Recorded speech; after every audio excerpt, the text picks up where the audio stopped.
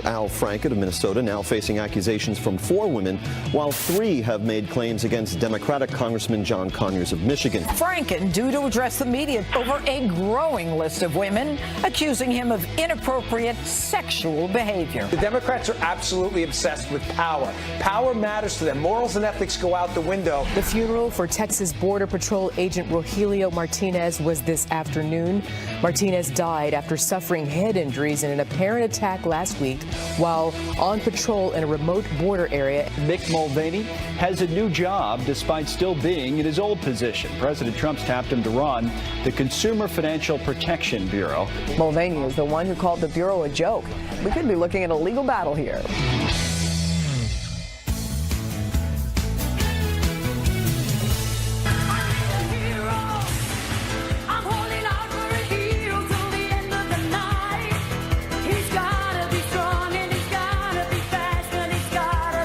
It's one of those songs you love, but you forgot about a long time ago. Who doesn't need a hero, What though? a great song. Who doesn't need one? Good morning. Who will be the hero this Sunday as we head into crunch time in Washington? We've got The viewers will decide. and Lisa Booth back with us this morning. Hey, Good guys. morning. Good morning. I'm surprised you let me back on after yesterday. No, you did a great job. You rifled through my briefcase. I did not. Actually, for everyone at home, that was a joke. I did not go through Pete's briefcase. First of all, what's more of a joke is I would the fact not. that That's a I have violation of briefcase. privacy. I would never do that. I feel like the briefcase is a couple of decades ago. Like, I don't actually have a briefcase. Really? Let's recap what happened on Twitter, the highlights of yesterday. There are twofold. One is that there should be a special counsel investigation into you going through Pete's briefcase. The other are suggestions that you should date Harry DeLucia, who was our tree guy yesterday. Got a lot of messages about that, which is very kind for people to be looking out for me that way. So They I are, appreciate of course, that. they're always looking out for you best. Yeah. Creating some awkward moments.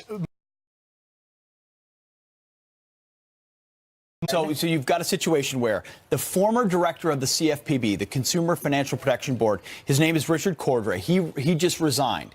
He felt like he could nominate the deputy as the acting director. Deputy's name is Leandra English. So he believes in his resignation she will take over.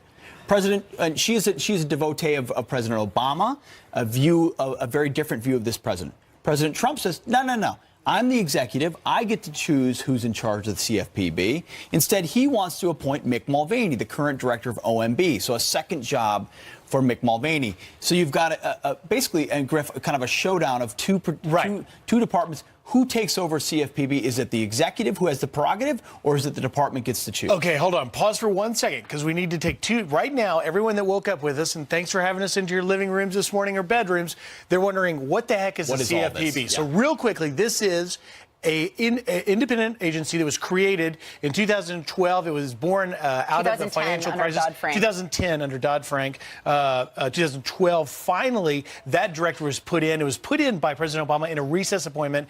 But this all dates back to Senator Elizabeth Warren, who was then a professor at Harvard that wanted this agency to protect consumers from the practices of aggressive mortgage companies. Now what you have, and you see up there, Warren basically created Dodd-Frank is what established it. Now what you've got is this guy, Richard Cordray, who was a director that stayed in, was the highest ranking Obama carryover that would not leave, finally stepping out, but trying on the way out to say, oh, by the way, I'm putting my person in charge, and President Trump saying, not so fast. And where this gets really interesting is because President Trump wants Mick Mulvaney to step in for right now. So he tweeted out, and Mick Mulvaney has been very opposed to the CFPB when he was on the House Financial Services Committee. So President Trump actually tweeted, the Consumer Financial Protection Bureau, or CFPB, has been a total disaster as run by the previous administration's pick. Financial institutions have been devastated and unable to properly serve the public. We will bring it back to life. So obviously he sent that out. Mick Mulvaney, as I had mentioned before, has called it a joke. He's been opposed to the CFPB. And also the Trump administration is saying that they actually have the power to nominate or to put someone forward under the Federal Vacancies Act of 1998. So this is going to get super interesting. And, we're going to see Democrats, as Elizabeth Warren has said, try to fight this as well and push back. We have sound now when Mick Mulvaney was a congressman, he spoke specifically about this. You mentioned he called it a joke. We actually have the tape. Take a listen. The place is just, it's a wonderful example of how a bureaucracy will function if it has no accountability to anybody.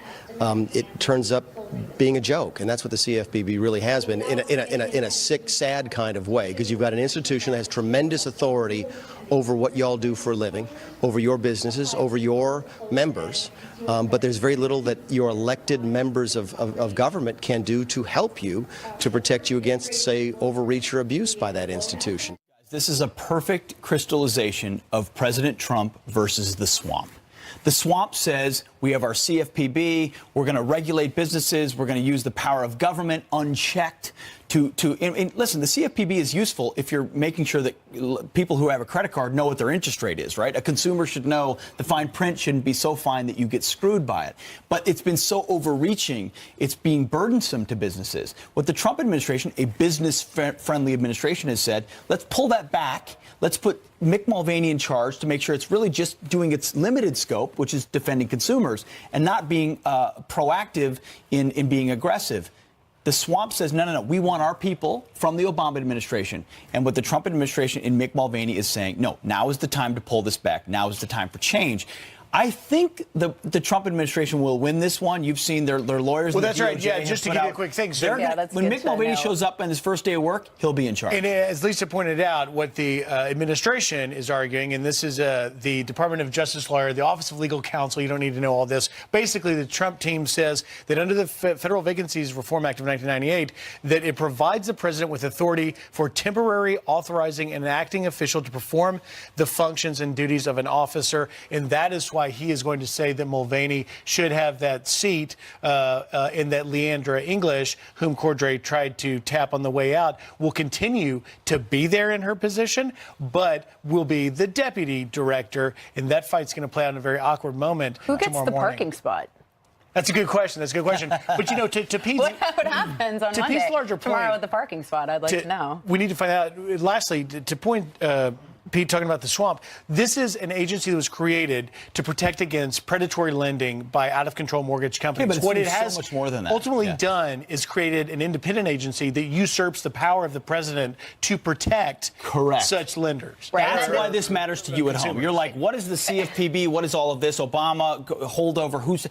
The reality is a president and executive who's come to drain the swamp should have the prerogative to choose the people and the agencies that he's in charge of. In this case, you have a director who appointed someone to come in to continue the policies of the Obama administration, which the American people in 2016 voted to end. And so this president stepping in to say, we're going to take a different direction on this agency and be pro-business as they have from the beginning, which this particular agency has been very pro-government, pro-regulation in a different way. Yeah, critics say that it's just another example of federal bureaucracy. But another issue where there's critics as well, and there's something else. Yeah, there's other things going on. Tax reform and how that affects you at home. And Congress is going to look to address this, particularly in the Senate, potentially as early as this upcoming Thursday. President Trump is going to be meeting with Republican leaders to talk about it on Tuesday. Very important issue for you guys at home. And obviously what we saw with the Senate, they swing and missed with Obamacare. And so the big question is, can they get tax reform done in the Senate? There's already some defectors, or at least Republican senators that have concerns. You have people like Senator Lankford, Corker, Flake, all expressing concerns over the deficit, worried about that. You've got senators like Susan Collins worried about the repeal of the individual mandate that is in this, that was not in the House bill as well. So we have Senator Johnson, who has concerns about the way that business pass-through income is being treated, feeling that it is not as friendly to small businesses as it is to corporations. And you can only lose two. So there's a math question for Senate Republicans and for President Trump. And not only that, well, just don't forget that you have at least, let's say, 6 Republican senators that are on the fence. And you have this whole thing with Bob Corker and Jeff Flake of Arizona, 2 senators retiring out of essentially disgust for the president, who say they're upset about the deficit. And electoral reality that they're going to talk at the ballot box, and that's why they're leaving. We're going to talk a little bit later to Mark Short, the president's legislative director, and it'll be fascinating to see what he has to say, because they think they can get it. But even if you get it passed in the Senate, and they hope to vote on Thursday, you've got to conference it with the House bill. And one thing thing you're going to find out is that the House, and as we heard from Corey Lewandowski yesterday, the White House not interested in delaying this corporate tax rate. So there are a lot of hurdles in the way. Another issue as well. What do you think this means for Majority Leader Mitch McConnell? If he can't get tax reform done, they weren't able to get Obamacare done, where does that leave him as the majority leader? Everything. He's already lost. I mean, if you look at the 2018 elections, there's only one Republican who's running to support Mitch McConnell. Pretty much everyone else is running to ditch Mitch. I mean, here's a Politico headline from yesterday. It says Republicans flee McConnell in the 2018 primaries. And it's true. I mean, you see what Steve Bannon has done to recruit new candidates who basically make this election a referendum on Mitch McConnell. We saw it in the Alabama Senate race. We're going to see it going forward. He can salvage his reputation, maybe his majority leader status, if he passes this with a repeal of the individual mandate as well. So there's this ironic aspect to it. You want Republicans to succeed as conservatives, and Mitch McConnell's essential to doing that, but they're all running against him as well. So I don't understand why Bob Corker and Jeff Flake, both of which don't like President Trump, wouldn't at least support Mitch McConnell in getting this passed to try to save his spot where he is. It's a pickle for them because they're all never Trumpers. But at the very least, their scalps are saved by passing something that matters. I agree it comes down if they can get something done or not for Mitch McConnell. Don't count Mitch out. No, I'm just telling you, don't count him out. You can't count him out. But we also have some headlines we have a couple more headlines as well. Now turning to them. Family and friends gathering to say their final goodbyes to a Texas Border Patrol agent whose cause of death remains a mystery. 36-year-old Rogelio Martinez laid to rest at a private funeral service in El Paso, Texas. The husband and father of 5 succumbing to traumatic injuries after responding to activity along the U.S.-Mexico border. The incident is being investigated as a, quote, potential assault. And an angry driver attempts to cut off the president's motorcade. White House media following the trail of vehicles in Florida say local police pulled over the erratic red van. The motorist making obscene gestures and screaming several expletives. This comes after a similar incident last month when a bicyclist flipped off the motorcade in Virginia. She was later fired from her job. And Senator Al Franken expected to speak to reporters today about the sexual harassment allegations against him. The Minnesota Democrat, who's been accused by 4 women, says he does not intend to resign from the U.S. Senate. Senator Franken, in his latest apology Friday, says he's committed to regaining the trust of his constituents, admitting that he, quote, crossed a line for some women. Don't forget, as they come back to tax reform and dealing with a spending bill, and that's got to be done by December 8th, you've got these sexual harassment allegations popping up and the House voting to have training. So never set aside that we had elected these moral leaders. We've got to train them now. Don't worry, he'll continue to resist, as all Democrats have in the Senate. All right. As we just told you, President Trump set to join Republicans on the Hill this week to discuss tax reform. So what does he need to say to get it all done? That's next. And should police be able to access your cell phone without a warrant? The big privacy case hitting the Supreme Court. That's coming up.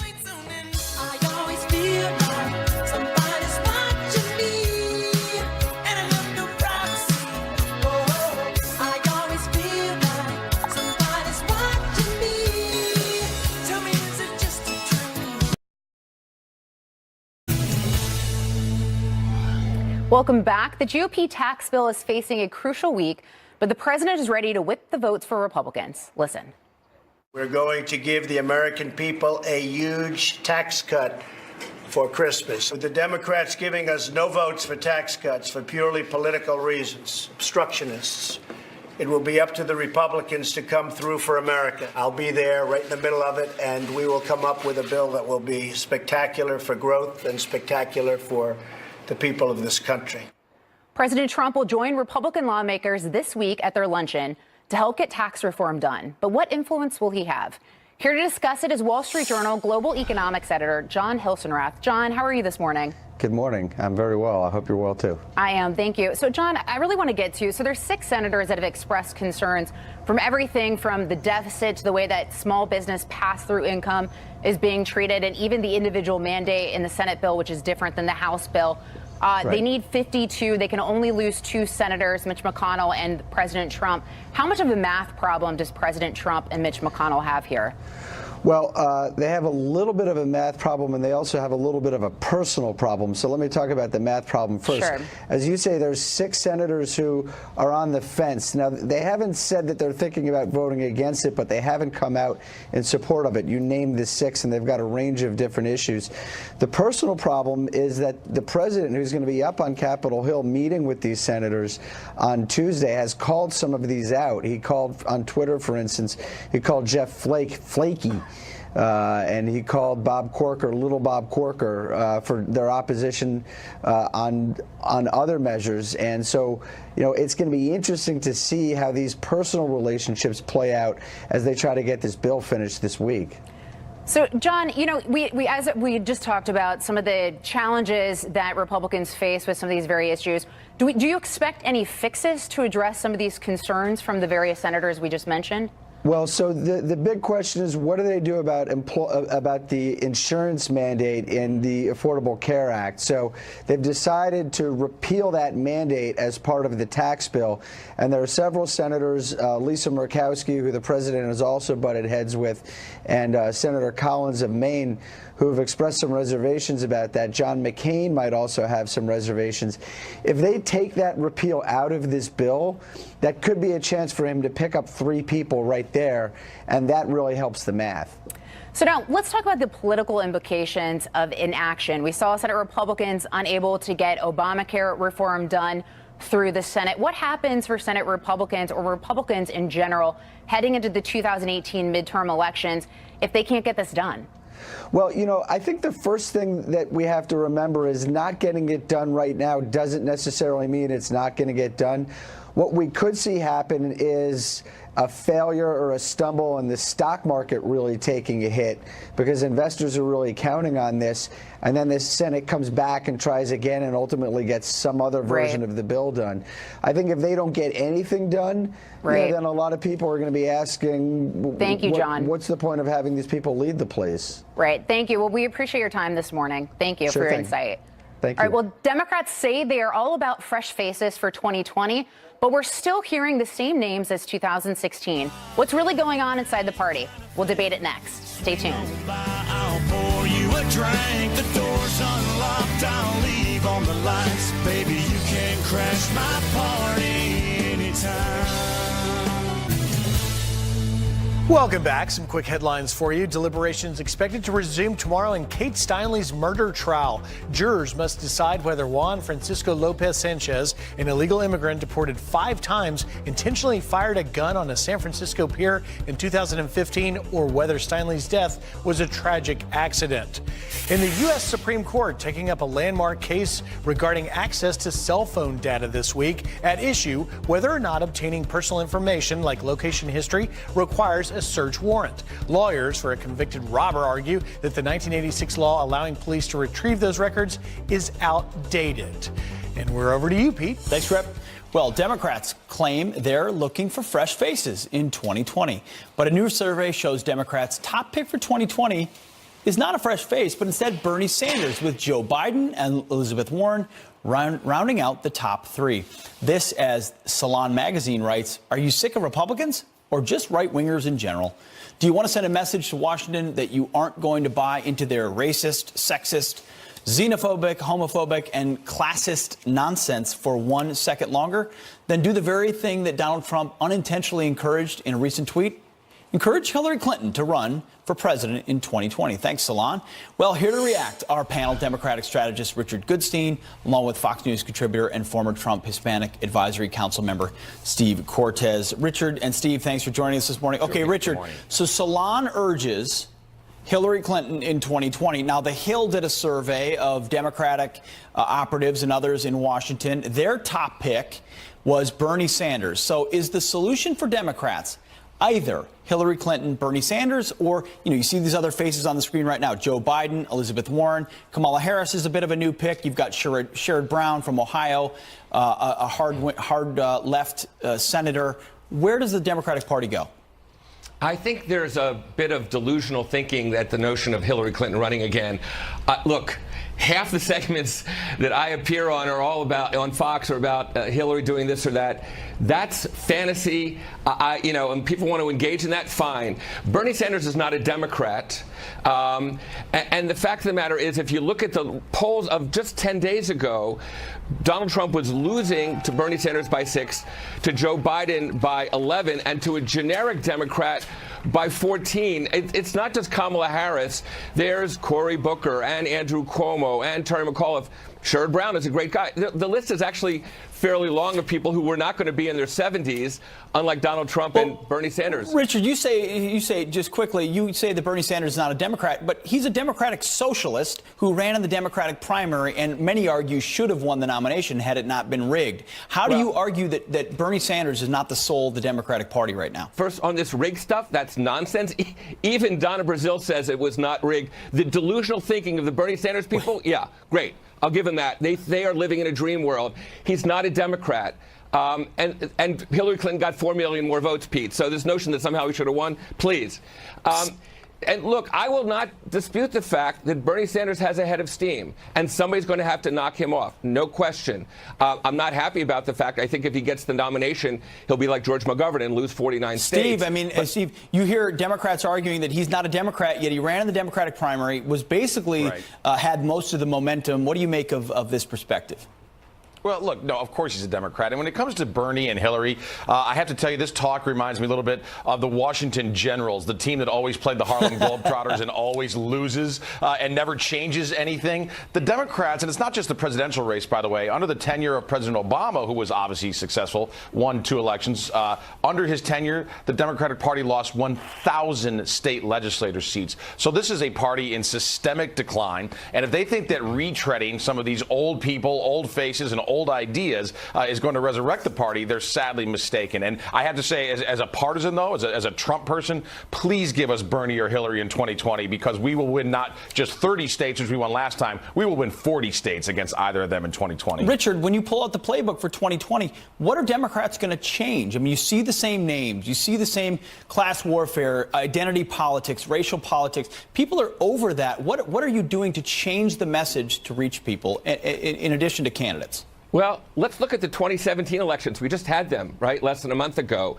And the Democrats won not just across the board in Virginia and New Jersey. They won in areas like Chester and Delaware counties outside of Philadelphia that hadn't elected Democrats in 100 years. And it wasn't because these people ran stellar campaigns. It's because the Trump brand is noxious. Just don't ask me. Ask Jeff Flake. Ask Bob Corker. They're saying the party of neo-Nazi supporters, child predator accused. The party of neo-Nazis? And Putin lovers.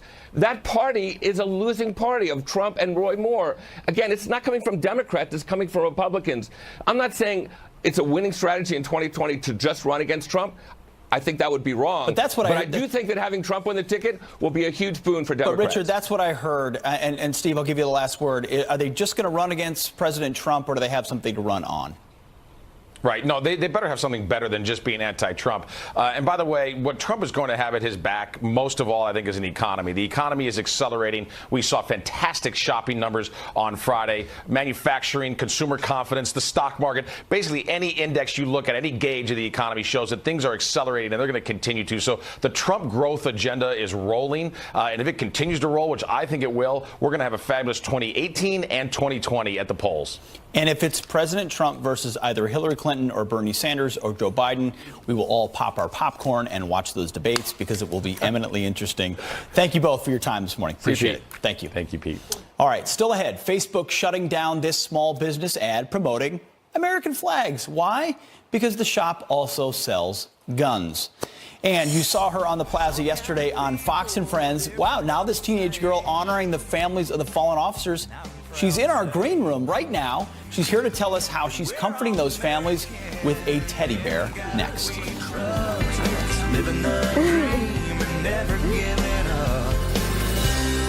What we believe in. Blue Line Bears loves Fox and Friends. Tell us about Blue Line Bears. It's my nonprofit, and I make teddy bears out of the uniform shirts of fallen police officers and give them to their families. Well, the Blue Line Bears making an appearance yesterday on Fox and Friends. The nonprofit organization is the brainchild of 15-year-old Megyn O'Grady. The goal is to keep fallen officers' memories alive, especially for many kids who would be too young to remember those that were lost. Megyn O'Grady, the founder of Blue Line Bears, along with her mother, Susie, and her father, Patrick, and Florida Police Sergeant, I should point out. Megyn, Patrick, Susie, thanks for joining us now as a father of 2 daughters and a 16-year-old close to you. I cannot tell you how impressed I am with you, Megyn. Thank you. This is just awesome. First, why did you do this? When did this start, and how did you decide to do it? After the tragedy in Dallas where the 5 officers were killed, my dad is a police officer, so it hit close to home for me because it was kind of like this could happen to my dad. And like, I'm lucky that it hasn't, but it's the reality for some children that this happens. And it was the first big one that actually hit me because when you're a little kid, you don't really see it. You just kind of like, that would never happen. But that was the first one that really hit me. So that's the main thing for it. So you just thought, I'm going to make some bears. And you've delivered to that point, you've delivered 230 hand-sewn bears to police departments across the country, 29 states. It takes 4 days for a bear. The idea of a bear to a child, what is it meant to symbolize? It's kind of like, it's a way to, it's like a physical way to hold the parent again, kind of. Because of the uniform is a part of the bear. Explain that to our viewers. So the bear is made of, constructed with the uniform of a fallen officer. Yes. Correct? Yes. And actually has a badge. Yeah, it has the patches of the uniform, and then we take off the buttons from the the button-down shirt, and we make them the eyes and the nose. And we keep the patches on the arms, and we keep, like, if they have hash marks and everything, we keep those on there and everything. I mean, Patrick, you're a police officer yourself, a proud father this morning. Thanks for coming to the plaza yesterday and raising awareness about this is a very cool cause. What does it mean to you to see your daughter sort of owning your profession the way that she does? It's amazing. You know, for some of the families, you know, you look at the way, you know, police officers are treated throughout the United States. Not by all people, but there's, you know, a segment that they don't see the heart behind the badge. They don't see that we have families. They, you know, they don't see that, you know, we swore an oath to protect them no matter what. Like them or not, we will protect them. That's our job. Susie, let me ask you, as a proud mother and wife, you know, we are in this hyper anti-police environment. For whatever reason, it's NFL Sunday. We may even have people kneeling, unfortunately, disrespectful. What has it been for you to see the sacrifices you made for your family, for him to serve our nation, putting his life on the line every day, and now your daughter honoring her father so unbelievably heroically? Well, obviously, I'm very proud of both of them, proud of her for this, and proud of him for what he does every day. It's been a tough few years, I would say, as a mom, you know, trying to protect your kids from the reality that their dad is in danger pretty much every day he goes to work. That's been really tough. And actually, we tried to keep the Dallas thing from Megyn because she's always been a little sensitive. And so this has been good. It's been a positive outlet for our family to hopefully raise awareness for the fact that there are families behind the men and women who go out every day. Megyn, you're 15. You hang out with other teenagers. What is their view of police officers and the role that they play in their lives? Well, of course, actually, this happened yesterday. I kind of put on social media that there was like a big thing happening, and it related to Blue Line Bears, and there was a few people from my school that were like, "What's Blue Line Bears?" And I explained it to them, and one of them was just like, "Oh." And it's kind of like I have one of two results from like what I do. I either have people that are super like, yes, this is awesome, and then I have kids that are super anti-police still, and they kind of like try to steer clear from me because they know what I do. But usually they are, usually they're super supportive, but most of the time I don't really bring it up. So, how does it make you feel, though? I want to drill down on that. As a father of a 16-year-old, I can push you a little bit because I want to know how you feel, because you're defending what the respect for law enforcement, and you know firsthand what your father's trying to do. And the people that say they don't like police, guess who they call when they get in trouble? The police. Yeah. How does it make you feel when you hear those comments? It really hurts, like, a lot, because it's an attack not only on my dad, but like what I believe in too, and the entire community. Like, it's an attack on those who have fallen for what they do, and they're killed because of what they do. And so it's really hard on me, but usually I'm able to pull it together. There was one time in class that someone said something, and it wasn't exactly anti-police, but it was just kind of like a statement that got me mad, and I like screamed. But this was at the very beginning of Blue Line Bears, so now I've been able to control myself and keep it in, and like I usually am just kind of like, I disagree, but okay. Sure. So we live in a free country where they can express themselves, but you have a strong point. We have very patriotic viewers here at Fox and Friends who love the police and what they do every single day. Patrick, you amongst them. How can folks get involved with what you're doing at Blue Line Bears? How can they support it? What's the website? What more can they do? Our main thing right now the main thing that we use to advertise for is Facebook, and